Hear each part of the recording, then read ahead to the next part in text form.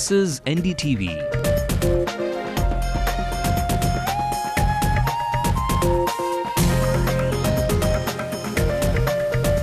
And you're watching NDTV Hindu.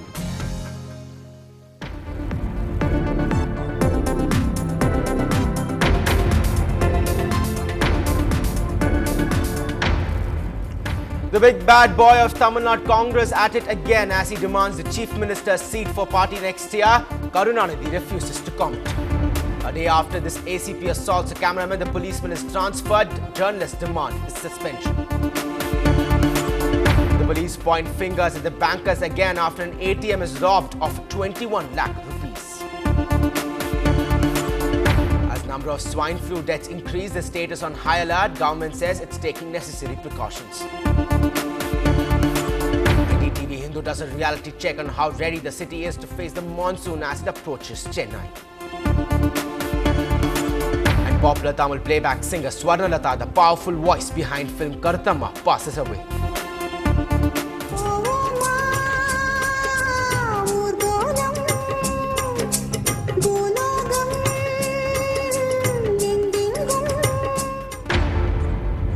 Hello and welcome to the late night news on NDTV Hindu. I'm Ramanathan. Those are the top stories we track today. Let's take a quick look at the stories making national headlines. The Congress minister's house attacked in Anantnag in Kashmir despite a strict curfew. Separatist leader Murwai says he's not to blame for yesterday's violence. Even as the Yamuna begins to recede, fresh showers in the capital keep it flowing above the danger mark. The church backs Newman College's decision to sack TJ Joseph. He now plans to move court. Clydesdales wins her third US Open finals. Nadal on course. Federer knocked out.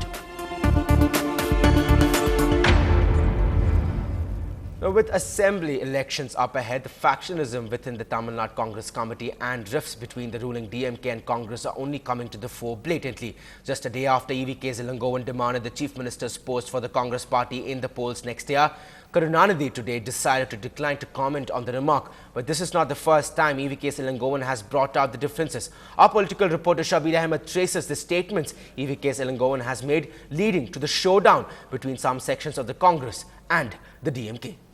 EVK Ilangovan ஒரு பொதுக்கூட்டத்துல காங்கிரஸ்க்கு அதிக சீட்டுகள் வழங்கணும் அப்படினு சொல்லிருக்காரு. போததிக்கு முதலமைச்சர் சீட்டை காங்கிரஸ்க்கு தான் தரணும் அப்படினு சொல்லிருக்காரு. அத பத்தி உங்களுடைய The DMK patriarch is extremely angry. The public comments made by Congress party's EVK Ilangovan has once again rattled him. இன்றைக்கு ஆளுகின்ற சில அரசியல்வாதிகள் சில விஷயங்களை வைப்பதற்கு குடோன்கள் தான் தேவைப்படுகின்றன என்று சொல்லக்கூடிய அளவுக்கு வளர்ந்திருக்கிறீர்களே. யாரால்? நாங்கள் போட்ட பிச்சையின் காரணமாகத்தான். I think he is being ill advised by his friends or by his informers.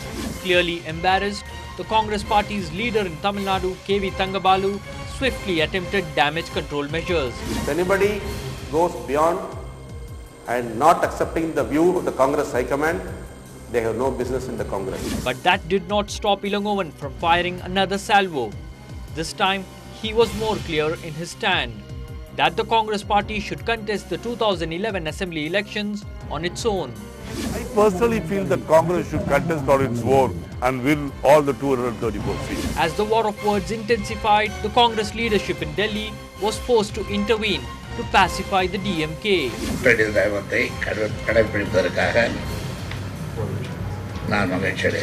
Now Ilangovan's anger turned against Thangabalu, which exposed the extent of division in the Congress party.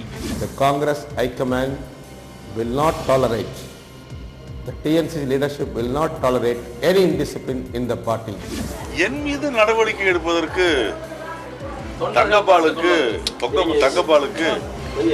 தங்கபாலுக்கு எந்த விதமான அதிகாரமும் கிடையாது.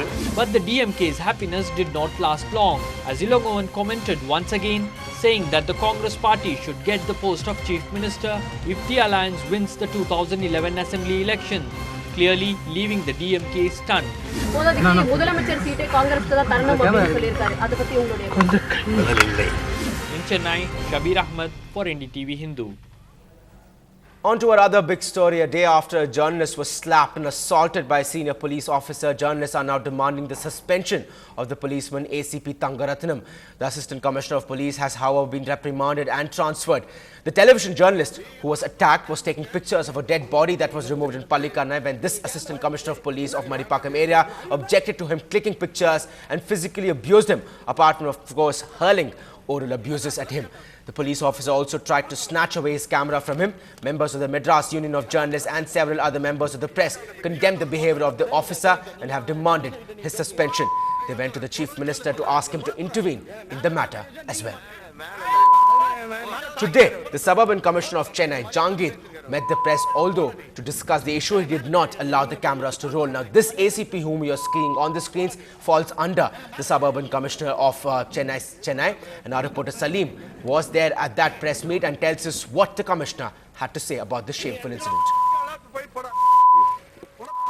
Mr. Jankit admitted that it is the fault of the Assistant Commissioner of Police in Madipakam, and he also justified the act of the police personnel who reacted after the reports were out in the media. Mr. Jankit very clearly said that orders were passed from the DGP's office transferring the concerned police officer. Mr. Jankit also assured the press that such an incident will not happen in future, and he also promised that he will convene a meeting with the Assistant Commissioner and with all the other police personnel in the suburban Chennai about how to behave with the journalists. Orders can only come from the DGP's office regarding the suspension of the police officer. As of now, the police officer have been transferred and his name is only in the waiting list. They have not posted him anywhere. Earlier he was the Assistant Commissioner of Police in Madipakam, but now he is nowhere. He is sitting idle. So Mr. Jankit said that the police have reacted very quickly based on the media reports, and the police themselves condemned the act, the disgusting act of the Assistant Commissioner of Police who attacked the media persons while they were trying to communicate the news to the masses. Moving on, it seems thieves in the city are now focusing more on credit cards and ATMs after a huge network of credit card fraudsters was busted last week. The police in Chennai is now investigating a theft at an ATM in Thoraipakam where 21 lakh rupees was stolen. There has been no breakthrough so far, but police have blamed the bank for its irresponsible approach to security and its facilities. The money stolen from the HDFC ATM center is what the bank had to pay for its carelessness in handling public money. Clearly, it was an insider's job. The robbers had used a high security password to remove 21 lakh rupees from an ATM. Police say only 62 employees of HDFC Bank and a service provider in Delhi had access to the password. The investigators also point out the password was not changed for 25 weeks. The city's top cop has said that this was a serious security lapse on the part of bankers and the security agency, who he says turned a deaf ear to the police's instruction. The police also say that this is absolute negligence on the bank's part, which has been careless with public money.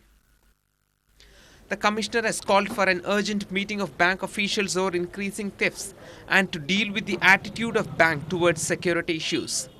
In Chennai, Salim for NDTV Hindu. In the wake of the swine flu, increasing number of swine flu deaths in the state, the government is taking all precautions to control the spread of the disease. Tamil Nadu Health Secretary V.K. Subraj today in fact announced that a swine flu vaccination center will be opened shortly tomorrow at the King Institute of Preventive Medicine in Guindy. The center will be accessible to all. The Health Secretary also said that the decision to open the center was taken after he reviewed the current situation in the state. Now, 9 people have died so far in the state due to swine flu this year, and all of them due to the lack of an early diagnosis. Our health reporter Nithila finds out and tells us what the government is doing to detect the disease early and prevent deaths. The Health Secretary today made it clear that the focus of the Tamil Nadu government is now early diagnosis of swine flu, and to achieve the same, the Health Secretary categorically stated that a swine flu detection center will be functional at King Institute in Guindy from tomorrow onwards. This means patients exhibiting classic symptoms of swine flu like a cough or fever or cold can go to King Institute at Guindy and get themselves tested for swine flu. Now, the doctors present at the detection center may also verify the status and send these people to the vaccination center there. Of course, vaccination will be given on priority basis. People who have low immunity, people who suffer from chronic diseases, and also people who are likely to travel abroad will be given priority and they will be vaccinated. That's what the Health Secretary told us. And though the swine flu vaccine has been available in the market now for about 1.5 months, people haven't been taking to it. Not many people have taken the swine flu vaccine, and this is precisely the reason why the government is doing this now. The checkups will be free, but the vaccine will cost the patient around 150 rupees. It just needs to be taken once, and doctors say that this will protect them from swine flu. This comes after, of course, 620 people have been affected with swine flu since January this year, and the government says that over 600 people have actually been cured after treatment. 9 deaths have been reported so far. Now, Chennai is not new to flooding. As spells of showers in the city mark the approach of the monsoon, NDTV Hindu visited one of the areas in the city which has seen crippling floods regularly, to see how prepared we really are in case we are hit by floods. Recently, Chennai Corporation convened an emergency meeting presided over by the city's mayor, M. Subramanian, to review its readiness to handle the monsoon season. The one near the Periyar Padai has been totally closed.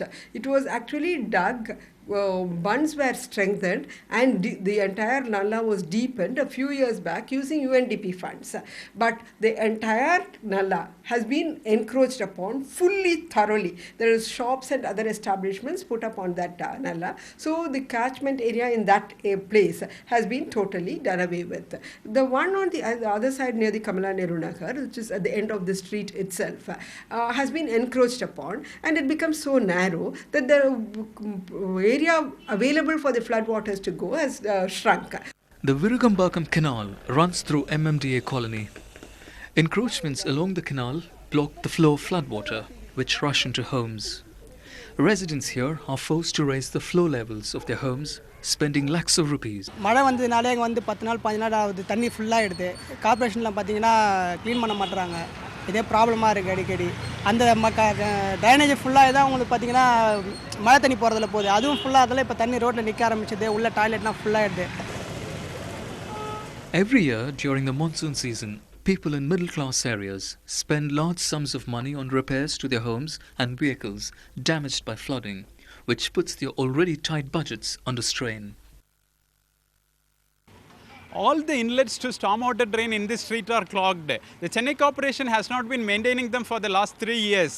This leads to flooding in homes. In Chennai, Peer Mohammed, NDTV Hindu.